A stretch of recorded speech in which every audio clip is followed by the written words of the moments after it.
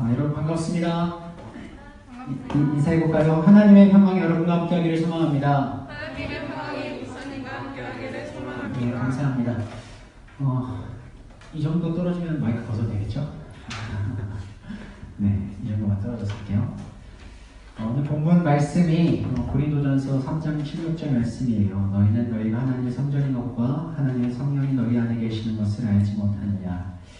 정말 오랜만에 말씀 전하고 또 예배 드릴 수 있게 되어서 너무 좋습니다. 여전히 코로나의 위험 가운데 있지만 그럼에도 불구하고 우리 안에 여전히 역사하고 계신 하나님이 이것 또한 하나님께서 하나님의 능력으로 하나님의 방법으로 이루어 가실 줄로 믿습니다. 여러분 어떻게 지내셨어요? 이 코로나 속에서 이 코로나 블루라고 말하는 이 우울감도 느끼시는 분들도 있을 테고 또 코로나의 위력이 줄어들지 않고 또 미국 대선이 다가오다 보니까 세계 정세가 또 그렇게 막 요동치고 있고 한국은 또 한국 나름대로 또 여러 가지 정치 공방과 여러 가지 기독교 보수 집회들과 여러 가지 이야기들도 뭐 연예인들의 이면 대위라든지 뭐 이런 사람들이 여러 가지 사건들이 참 많은 것 같아요. 날씨는 너무 좋은데 뭐 이렇게 마음대로 나가지 못하는, 함께 행동하지 못하고 함께하지 못하는 그런 부분들에 대해서 답답함을 느끼는 분들도 있을 것이고 또 뭔가 마음속에 해결되지 않는 그러한 답답함과 또 세상에서 교회들이 비춰지는 모습을 보면서 또 거기에 대한 분노와 답답함과 왜 도대체 기독교인들이 왜 교회 다니는 사람들이 이렇게만 해야 될까라는 안타까움을 이렇게 자아내는 현실일 것 같습니다. 도대체 왜 교회가 이렇게 할 수밖에 없을까라는 질문을 하다 보면 어느새 왜 교회는 왜 다니는 될까? 왜 신앙을 왜 가져야 되지? 신앙을 갖는다는 게 도대체 무엇이지? 그러면 기독교는 도대체 무엇이지? 라는 이렇게 계속해서 끊임없는 이 우리들의 신앙의 본질에 대해서 생각을 하게 될 수밖에 없습니다. 여러분 오늘 이 베드로가 예수님한테 너희는 나를 누구로냐 했을 때 베드로가 이렇게 말합니다. 주는 그리스도시요 살아계신 하나님의 아들이시이다. 그랬더니 예수님께서 감동하셔서 야, 네 말이 옳다. 내가 이 반석 위에 교회를 세우리니 음부의 권세가 무너지지 못하게 하리라 라고 딱 말씀을 하십니다. 이 반석 위에 교회를 세우리니 이 말씀의 의미가 무엇인지 지금 우리 이 시대를 살아가면서 교회가 가지고 있었던 신뢰도, 교회가 가지고 있던 신뢰성, 영향력이 무너져가는 이 시대 속에서 과연 예수님께서 말씀하신 반석 위에 교회를 세우겠다라고 말씀하신 것이 도대체 어떤 의미인지를 오늘 본문 말씀을 통해서 생각을 해보고 또 우리가 교회를 교회답게 만들어가는 방법이 무엇인지 이야기를 해보고 또 여러분 각자 나름대로의 삶 속에서 또 고민해보고 성찰해보고 여러분 나름대로의 신앙을 세워갈 수 있는 기회가 되어지기를 소망합니다. 여러분 교회가 뭘까요? 좀 더 본질적으로 기독교가 뭘까요, 여러분? 기독교, 크리스토스, 예수 그리스도를 믿는 사람들이 기독교입니다. 그죠?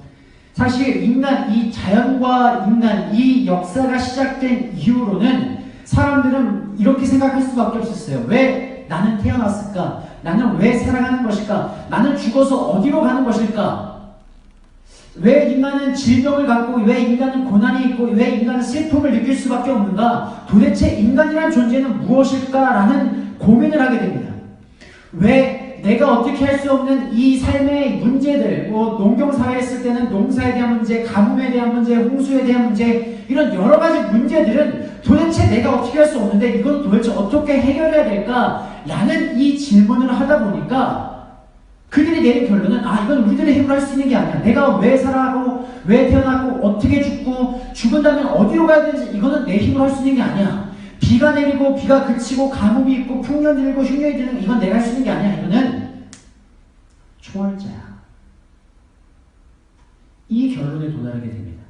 그래서 원시 종교였던 이 동물이나 식물들을 신성시해서 생겼던 것이 바로 토템미즘이죠. 그 다음에 모든 것에는 영적인 것이 깃들어져 있어. 이게 애니미즘입니다. 그리고 우리가 어떠한 초월자랑 소통을 하면서 내가 그 사람들에게 이 절하고 어떤 것을 바치면 그 사람들이 나에게 그 신들이 나에게 보상을 해줄 거야. 샤머니즘이 생겨납니다.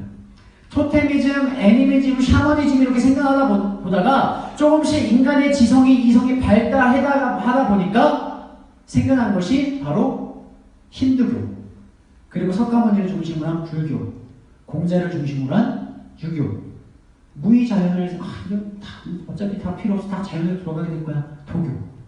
이러한 종교들이 생겨납니다. 즉 이제까지 모든 종교들은 자연에 기초하거나 혹은 인간의 이런 이성, 철학에 기초하여서 생겨난 종교들이에요. 그런데 유일하게 기독교는 자연이나 인간에 기초하여 근거하여서 생겨난 기독교가 아니라는 것이죠. 기독교는 토테미즘, 샤머니즘, 애니미즘, 유교, 불교, 도교, 힌두교 이런 다양한 종교들이 인간의 철학이나 자연에서부터 왔다면 기독교는 철저하게 역사적이고 기독교는 철저하게 과학적이면서 기독교는 철저하게 창조적이고 기독교는 철저하게 신적 존재의 모습으로 나타나고 있다는 것이 바로 이 기독교라는 겁니다. 그러면 여러분, 이 기독교가 어떤 종교일까? 우리 기독교가 여러분 다 알다시피 우리 천주교에서 파생된 종교입니다. 예수님께서 돌아가시고 부활하신 이후 430년, 서기 430년 아우구스티누스 황제 때 이 로마가 기독교를 국교로 만들어 버립니다. 즉 이것이 우리가 흔히 말하고 있는 이 크리스텐덤, 기독교 국가의 시작이 됩니다. 이 기독교 국가의 시작이 되자마자 무슨 일이 발생하냐면 이 종교 지도자들이 정치에 개입을 하고 신정정치라는 이름으로 예수 그리스도의 이름을 내세워서 하나님의 이름을 내세워서 이 세상에서 막강한 영향력을 나타내기 시작합니다. 그리고 나는 너희와 달라, 나는 어떤 거룩한 존재야 라고 자꾸 그들에게 강조하고 그들에게는 너희는 미천한 존재고 너희들은 잘못된 존재고 너희들은 죄가 많은 존재이기 때문에 너희들은 내 말을 들어야 돼 라고 이 종교 지도자들의 권력이 향상되기 시작합니다. 그러다 보니까 이 종교 지도자들이 자신들의 권력, 자신들의 권위, 자신들의 거룩성을 높일 수 있는 방법은 두 가지가 있었습니다. 첫째, 절대로 사람들이 성경을 모르게 하는 거였어요. 성경을 자기들이 스스로 읽지 못하게 하면은 자신들이 말해준 대로, 자신들이 계획하는 대로, 자신들이 해석하는 대로 이 사람들 내 말을 들을 수밖에 없기 때문에 이 사람들은 내 말에 복종할 수밖에 없어 라고 세상 사람들에게 성경을 보급하지 않았습니다. 오직 사람들은 성직자를 통해서만 들을 수 있는 하나님의 말씀을 가질 수밖에 없었던 거예요. 둘째, 자신들의 권위, 자신들의 영향력, 자신들의 어떠한 위대함을 나타나기 위해서는 뭐가 있어야 되죠, 여러분? 돈이죠. 물론 돈입니다. 제 옷 좀 입는다. 제 패션 감각이 있어. 다 뭘로 나타나요? 옷으로 나타나죠. 저 사람, 이렇게 돈이 많은 사람들은 차로 나타나고, 옷으로 나타나고, 그 사람들이 갖고 있는 이런 장식구들로 표현이 됩니다. 그때도 마찬가지였어요. 이 성직자라고 하면 좀 그러네. 종교 지도자들이 내 권위와 내 영향력과 나의 높음을 나타내기 위해 살 수 있었던 것은 첫 번째, 성전을 화려하게 건축하는 거였어요. 이 성전을 건축하기 위해서 뭐가 필요해요? 돈이 필요하죠. 그래서 사람들이 뭘 팔았어요? 여러분 다 아는 거예요. 그렇죠. 면죄부를 팔았습니다. 너희가 나한테 돈을 갖고 와. 그럼 내가 너의 죄를 면제해주기. 이 면죄부를 팔기 시작합니다. 그리고 이 기독교 국가가 지금 우리가 알고 있는 로마 바티칸 궁전을 세우기 위해서 각 지역에 있는 모든 대리석들을 다 끌어모아요. 그래서 지금 우리가 알고 있는 이 로마 바티칸 궁전을 엄청나게 크게 짓습니다. 그러다 보니까 돈이 계속 부족한 거예요. 여러분 로마 바티칸 궁전 들어가 보면 굉장히 화려하고 굉장히 높고 막 휘황찬란합니다. 이것들이 다 돈을 구해서 돈으로 자신들의 영향력을 나타내기 위한 조치였던 거죠. 그러다 보니까 종교가 계속 타락해가는 겁니다. 종교가 계속 타락해가고 사람들은 자꾸 죄를 지으면서 돈으로 면죄부를 사고 이 종교 지도자는 계속 예수님의 말씀, 성경의 본질과는 전혀 달라지는 변질되어지는 기독교로 가고 있자 그때 한 사람이 나타나서 반박문을 쓰죠. 누구였을까요? 루터. 그렇죠. 마틴 루터가 그냥 다 배웠던 거잖아요. 다 배웠던 거예요. 마틴 루터가 이제 108개 반박문을 과연 말씀에 그쳐 있고 또한 말씀으로 믿음으로 나아가고 있으며 내 삶을 내 욕심과 내가 가지고 싶은 것과 내가 누리고 싶은 것과 세상의 쾌락과 이런 것들이 아니라 내가 정말 하나님의 은혜로 살아가는 사람들인가? 내가 정말 하나님께 영광 돌리고 있는가? 내가 진짜 지금 누굴 위해서 살아가고 있는 거지? 내가 하나님 앞에 예배드리고 하나님을 믿는다는 사람이지만 내가 과연 나의 삶의 모습을 통해 삶에서 영광 받고 계신가?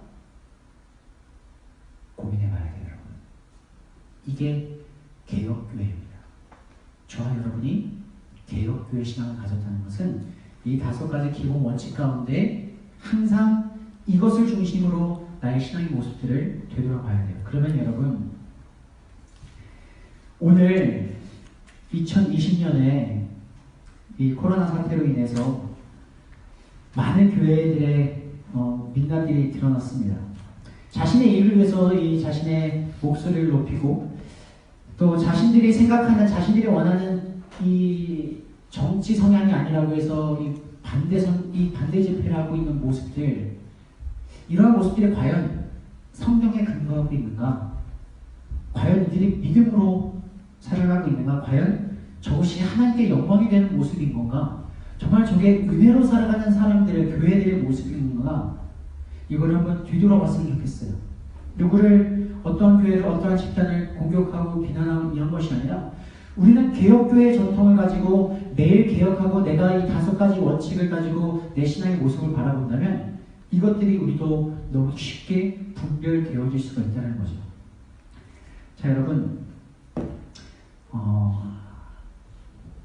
지금 우리 한국교회의 모습들이 사람들한테 비난을 받고 신뢰도가 떨어지고 욕을 먹는 이유가 하나님의 사랑을 말하면서 이웃에 대한 관심이 없었고, 마치 그 500년 전에 이 천주교 그 성직자들이, 종교 지도자들이 자신의 영향력과 자신의 권위와 자신만의 킹덤을 세우기 위해서 이 성전을 짓고 건물을 건축하고 화려하게 치장했던 그 모습들과 지금 우리가 어느 도시를 돌아다녀와도 엄청나게 휘황찬란하게 높여진 그 건물들을 바라봤을 때 과연 진짜 성경적인가? 그 많은 어려움을 당하고 있는 사람들, 아픔을 당하고 있는 사람들, 소외된 사람들은 여전히 이렇게나 많은데 화려한 불빛 속에 화려한 교회 건물이 우뚝 솟아 있는 게 과연 기독교적인 마인드일 수 있을까? 과연 어떠한 정치 집단이 집권함으로 인하여서 그 집단이 우리 교회가 가진 이 정치 성향과 색깔과 다르다고 해서 다른 사람들의 마음과 다른 사람들의 생각과 다른 사람들의 정치 성향에 관계없이 이 반대 집회를 하는 것이 과연 기독교적인 것인가 생각을 해볼 필요가 있어요. 여러분, 예수님께서, 하나님께서 이 땅을, 역사를 이뤄가시는데 어떠한 정치 성향, 진보냐 보수냐를 따지시면서 사용하셨을까요? 하나님께서 이스라엘 백성을 출애굽시키시는데 출애굽할 때 그 사람들에게 야, 지금 파라오는 조금 너무 보수적이지 않냐? 진보적으로 가자. 이렇게 해서 반대 집회를 일으켜셨어요? 아니면 하나님께서 이스라엘 백성 모세한테 야, 파라오 왕이 안 되니까 군사를 일으키자. 군사를 일으키셨습니까? 아니죠. 예수님께서 이 땅에 오셨을 때 수많은 제사장들과 바리새인들과 정말 종교 가식적인 지도자들이 판을 치고 있을 때 야, 다 쓰레기야. 야, 다 나를 따라. 이 애는 다 엎어버릴 거야. 그리고 내가 나만의 왕국을 건설할 거야. 따라와. 라고 예수님께서 이 세상에 힘 있는 사람들, 이 세상에 유력자들, 이 세상에 돈 있는 사람들을 끌어모으셨습니까? 아니죠. 이것은 하나님의 방법이 아닙니다. 우리가 자꾸 이 정치를 볼 때, 세상을 볼 때 진보냐 보수냐를 통해서 바라보는데 정말 성경적인 근거는 진보냐 보수냐가 중요하지 않아요. 이 사람이 진보든 이 사람이 보수든 상관없습니다. 중요한 것은 과연 내가 하나님의 관점으로 세상을 바라볼 수 있는 시선이 있는가? 하나님의 시선으로 이 세상의 기준을 만들어갈 나의 안목이 있는가? 이것이 문제이지 진보냐 보수냐 중요하지 않습니다.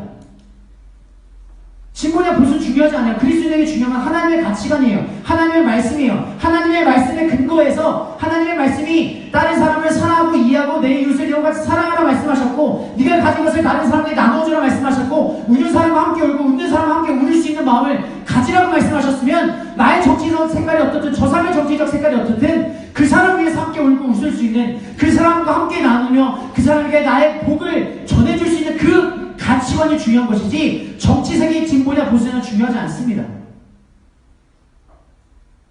그렇잖아요? 교회가 왜 정치를 가지고 싸워야 되죠?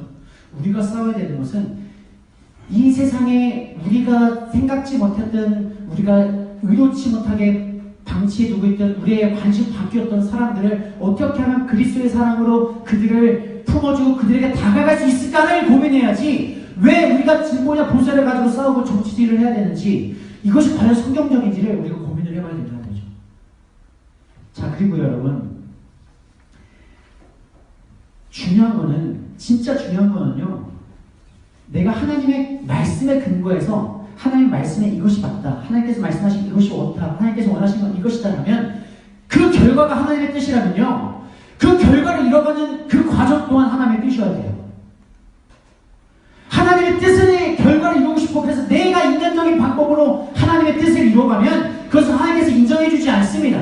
중요한 것은 그 결과가 하나님의 뜻이라면 그 결과를 이뤄가는 과정 또한 하나님의 방법에 맞게 이루어져야 돼요. 이해가 됩니까? 우리가 하나님의 뜻을 이루기 원한다면 내가 그 뜻을 이뤄가는 과정 또한 하나님의 뜻에 맞아야 돼요. 이게 성경적 근거입니다. 성경적 기준이고 성경적 가치관이고 성경적 시선이에요. 이것이 반드시 필요합니다. 모두의 생명이 위협받고 있는 이 상태에서 예배 모임을 자제하라는 것이 종교 탄압이라고 말하는 사람들이 있습니다. 그렇게 느낄 수 있어요. 그런데 이게 정말 종교 탄압이라면 우리가 목소리를 내는 거 맞습니다. 우리 예배는 우리의 예배권이기 때문에 그렇게 하면 안 됩니다라고 말할 수 있어요. 그런데 이렇게 생각해보면 우리의 모임이, 우리 예배가 다른 사람의 생명을 위협하는 것이라면 우리들의 믿음은 우리들의 삶의 자리에서 지켜나가는 것이 복음적이에요. 복음이 뭐예요? 복음의 본질이 뭡니까? 생명구원이에요. 복음의 본질은 생명구원이에요. 예수님께서 이 땅에 오신 이유는 모든 사람을 다 죽여버리고,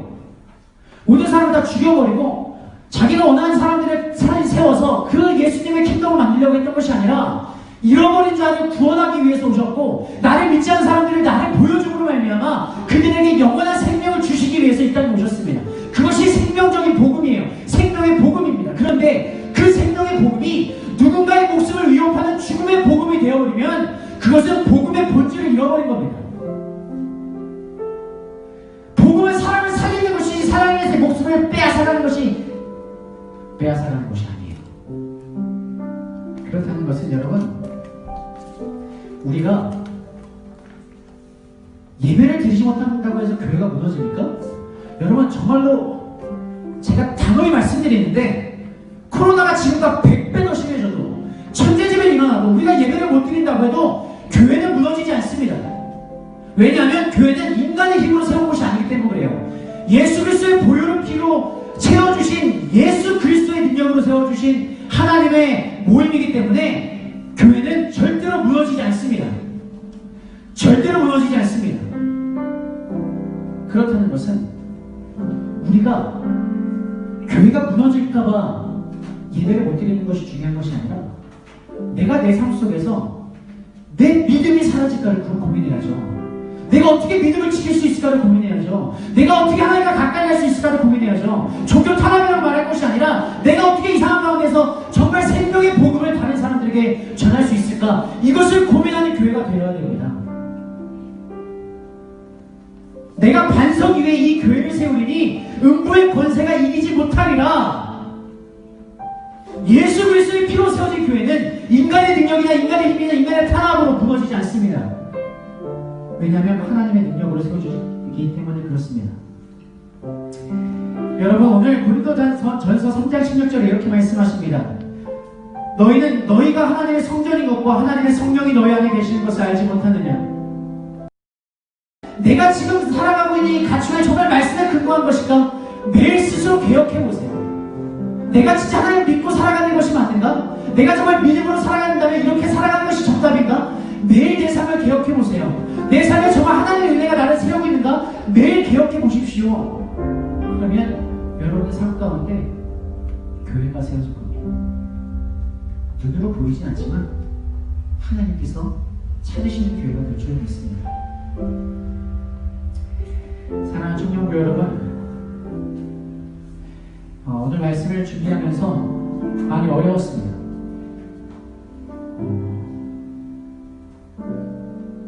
많이 찔림도 있었어요. 과연 나는, 내 삶은, 내 생각은, 나의 방향성은, 내 언어는, 내 하루의 모습은 과연 말씀에 근거 있을까? 자신 없습니다. 나에게 정말 믿음이 있나? 보이지 않는 내 미래, 답답한 내 삶, 하나님께서 인도해 주실 거야. 그래, 인도해 주실 건데 도대체 언제, 어떻게? 믿음이 흔들릴 때도 많아요.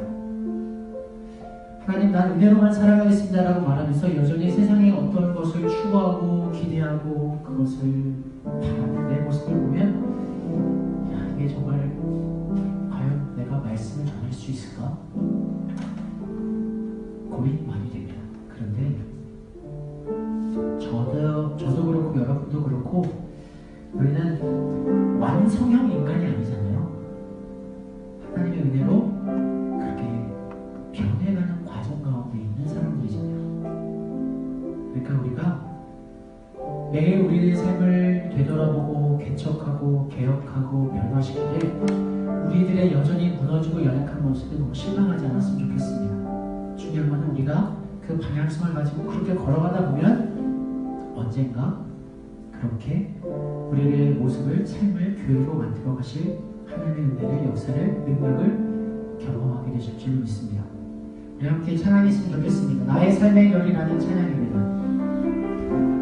여러분, 이 삶의 고백이, 우리들의 삶의 고백이 되어지기를 축복합니다. 함께 기도하겠습니다. 하나님, 내 삶에 오직 말씀에 근거하고 오직 믿음으로, 오직 은혜로, 오직 예수 그리스도로 살아갈 수 있는 인생 되게 해주옵소서. 그러므로 말미암아 하나님께 영광 돌리는 내 인생, 나를 통하여서 이 한국교회가 회복되어지고 우리 교회가 회복되어지고 우리 한 사람 한 사람의 삶에 세워진 교회들이 회복되어질 수 있는 하나님의 은혜의 통로가 되게 해주옵소서라고 우리 다같이 함께 기도하도록 하겠습니다. 기도하겠습니다. 하나님 아버지 감사합니다. 이 자리에 하나님의 은혜가 임하게 해주옵소서. 하나님, 이 자리에 하나님 앞에 무릎 꿇고 눈을 감고 온 마음과 정성을 다해 기도하는 백성들에게 하나님의 영적인 능력을 더해 주시고 하나님의 영을 부어주시고 하나님의 영을 부어서 일어나게 하시고 환상을 보게 하시고 이 땅 가운데 하나님의 말씀을 삶으로 구현해내는 하나님의 백성들이 될수록 주 하나님 역사하여 주옵소서. 여전히 부족하고 여전히 넘어지고 여전히 시험 가운데 있지만 여전히 불안해하고 여전히 답답해하고 여전히 분노 가운데 있지만 그럼에도 불구하고 우리들의 삶을 이끌어가시는 분은 오직 예수 그리스도의 이름을 우리가 고백하오니 오직 믿음으로 살아가게 하여 주옵소서. 아버지, 이 땅 가운데 오직 믿음으로만 살아가게 하여 주옵소서. 나의 삶의 결이, 나의 삶의 방향성이, 나의 삶의 가치관이, 나의 삶의 기준이 오직 성경에 근거하여 삶을 살아갈 수 있는 그 하나님의 백성들 될수록 주 하나님 역사해 주시고 인도하여 주옵소서. 하나님, 모든 것들이 하나님의 합력하여 선을 이룰 수 있는 그 하나님의 상대의 수도를 역사해 주시고 어디를 가든지 무엇을 하든지 이가 동행함으로 말미암아 내 삶이 주 옆에 회복되어지게 하시고 내 삶이 주의 은혜로 살아가게 하시고 나의 삶의 모든 물결들이 하나님의 영광이 되어지는 그 하나님의 사람들이 될수록 역사하여 주옵소서. 하나님, 나의 삶의 바이브가 다른 사람들에게 귀한 역사로 영향력으로 나타낼 수 있게 도와주시고 하나님의 성향력을 나타낼 수 있는 그런 귀한 인생들 될수록 주 하나님 역사하여 주옵소서. 하나님, 이 하루하루의 삶이 하나님과 동행하여지는 그 귀한 인생들 될수록 역사하시고 도와주옵소서.